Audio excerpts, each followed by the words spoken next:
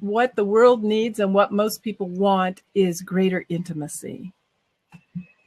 Intimacy means, well, it's funny. We could ask guys in general what intimacy is, and we could ask women in general what intimacy is, and we're going to get two completely different answers. The masculine perspective on intimacy is usually sex. Like, we have greater intimacy. We have more sex. Yay. It's intercourse. Hooray. That's a masculine perspective. The feminine perspective is like, well, intimacy is communication and closeness and cuddling and commitment and connections, all those C words, which in general, I'm making generalizations, in general, women love those C words and men shy away from those C words. And so these are different assumptions when we talk about, let's have greater intimacy in our relationship.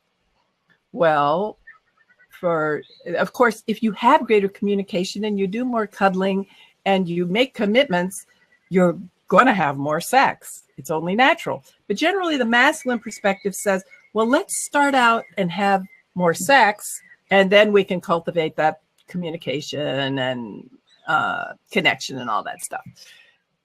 The feminine perspective is usually the opposite. Well, let's learn how to cuddle and kiss and hold one another, and that will lead to more sex. Obviously, it's a self-fulfilling circle that if you cultivate both sides of that, you're going to have more of all of it. But what happens in relationship, however, is that after the first honeymoon phase where the sex is hot and everyone's high, if you keep going, unless you're just someone who practices serial monogamy, which is like one lover until it gets hard, and then that relationship is over, and then the next lover until it gets difficult, and then that relationship's over. But if you're actually looking for more established, greater foundation in relationship, people will start out with sexual attraction and having a great time. And then, because human beings are the ones who are involved in this, natural human nature expresses itself, and no one is completely compatible. We all have incompatibilities. And if we have what I would say a healthy perspective on relationship, we're actually looking for our partner to point out, you're slacking here, and have you ever looked at this shadow aspect of yourself, because it's really crippling you. If we get into a relationship where we have that kind of trust, that someone can point out ways that aren't very healthy that we could improve, that's where the road gets rocky. And if you have a tantric perspective, all right, we are going to establish ourselves with tantric practices, so we can always come back to this connection and this support of one another. And now let's go into the shadow aspects. Let's go into the differences that we have. Let's see how we can work it out. But if you don't have that, then let's say the man haven't had sex for a week or whatever, and it's like, I don't feel like cuddling.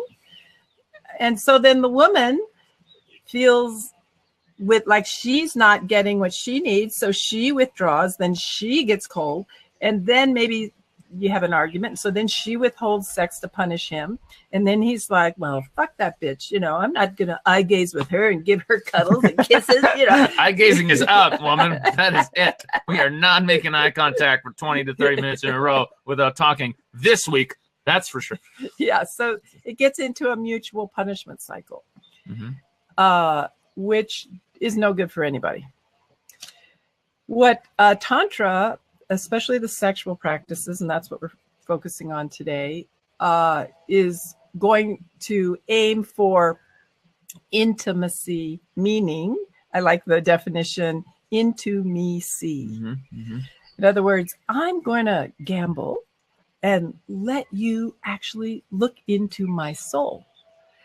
Maybe just a little bit at first, because maybe I was raised not having confidence in myself or identifying with my ego or all the normal screwed up ways we were raised. But that cultivation of trust then allows me to see into you and then you into me. And so there's more like, wow, I just showed her that part I'm really ashamed of, or I just revealed to him something that happened to me in my childhood that I've never told anybody.